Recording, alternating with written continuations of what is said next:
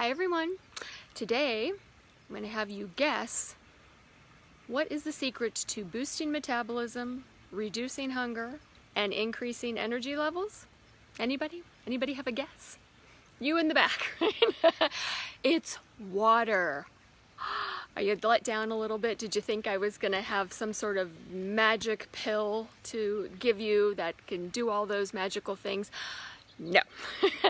If I find one, I'll let you know, but I wouldn't be holding my breath for that magic pill. But it is actually water that can do all those things. For those of you who don't know me, my name's Christine Garrison. I am a health coach, and I help midlife women take small steps in their health so that they can feel younger as they get older. And that is going to be the topic of conversation today, is water. Not super sexy, I know, but incredibly important. In fact, if you are waiting until you are thirsty, until you drink water, you are probably already about 1 to 2% dehydrated. And you might think, 1 to 2% dehydrated, that doesn't sound like a big deal. 1 to 2%?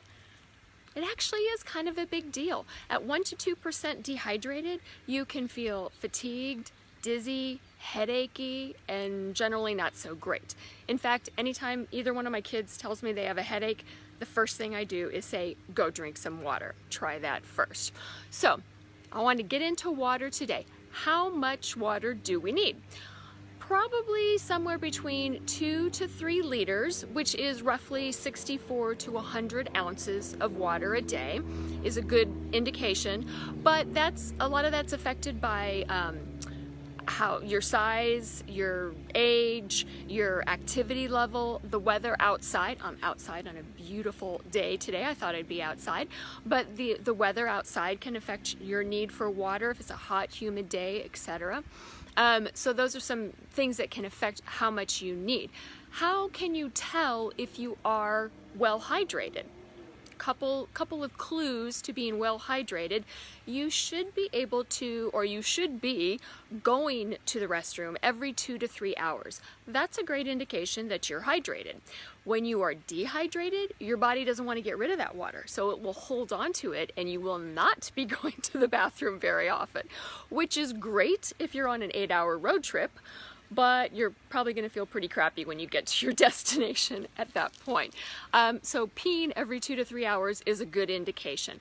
Also, the color of your pee should be clear or very, very pale yellow is another indication. However, that too can be influenced by certain things like medications, supplements, bacteria, foods that you eat can discolor your urine too. So those are some rough guidelines. So that's how much you should be drinking and how to tell. What are I'm going to give you 3 easy tips or steps to help increase your water intake. And the number 1 is my favorite, and I do this every single day, is to drink water right when you get up in the morning. So I get up, I go to the bathroom, right at my sink is my water bottle. So I probably drink at least 16 ounces right then, first thing in the morning, every morning. Super easy to get some of it out of the way very quickly. Now you do have to remember to bring the water bottle up to your room or up to the bathroom the night before. So need to establish that as a habit, but once it's there, super easy to do. Second tip would be to set an alarm on your phone so it goes off every hour, hour and a half or so, just to remind you to drink a glass of water. And then the third one, if you think water's boring, jazz it up a bit. Put some mint, some lemon, some lime, some cucumber, have spa water, some fruit in there to make it a little fancier and just maybe make it taste a little bit better. But it really is vitally important, and it really does boost your metabolism, reduce hunger, and increase your energy levels. So try to check your hydration levels today, see how often you're going to the bathroom, and bump it up a notch if it's not that often.